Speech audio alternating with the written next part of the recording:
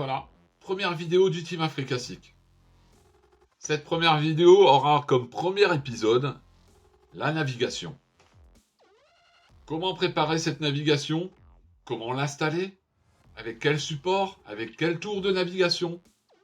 Eh bien, on va vous dévoiler notre secret. Maintenant, c'est parti, on y va. Première étape de notre préparation, la tour de navigation. Cette tour de navigation a été réalisée par Motoboxer, qui nous a fait un modèle vraiment nickel et adaptable sur notre Ténéré 700. L'avantage qu'on a avec cette tour, c'est que nous pouvons retourner en arrière, c'est-à-dire revenir avec le matériel d'origine. Très important. Cette tour a été réalisée sur mesure et qui en plus nous permet d'installer tout notre matériel de navigation, c'est-à-dire le lecteur roadbook, les deux Tripmaster, le fameux correcteur de cap, ou le cap, ça dépend du matériel qu'on va installer dessus. Deuxième étape. La deuxième étape va consister à installer justement ce matériel de navigation sur la tour de Motoboxer. Donc, sur cette tour, nous allons installer donc le lecteur roadbook, nous allons installer le Tripmaster et nous allons installer le cap. Troisième étape. La troisième étape va consister à installer justement les commodos pour pouvoir gérer tout ce matériel.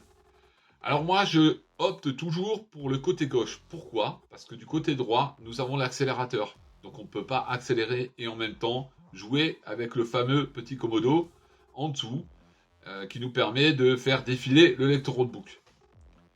Donc moi, tous mes commodos sont installés sur le côté gauche. Je vous expliquerai dans une prochaine vidéo comment utiliser ce matériel. Mais pour l'instant, nous allons rester sur cette fameuse installation du matériel de navigation. Quatrième étape de l'installation de notre matériel. Très important. Pourquoi? Parce que si on a une panne sur le rallye en lui-même, on va pouvoir se dépanner. Donc c'est très important de connaître le câblage que l'on a mis en place sur cette moto. Alors, il faut faire un câblage très simple. Ce câblage doit être accessible de l'extérieur, c'est-à-dire on doit pouvoir accéder justement au fusible, au petit boîtier F2R qui nous fournissent avec le matériel pour pouvoir se dépanner le plus rapidement possible. Donc faites en sorte de placer votre câblage de manière à pouvoir le modifier ou alors le réparer en cas de chute. Voilà, l'installation est terminée. Donc nous sommes quasiment prêts à prendre le départ du Dakar Rally Ténéré 700 Aventure qui aura lieu le 27 janvier au 7 février. N'hésitez pas à nous suivre.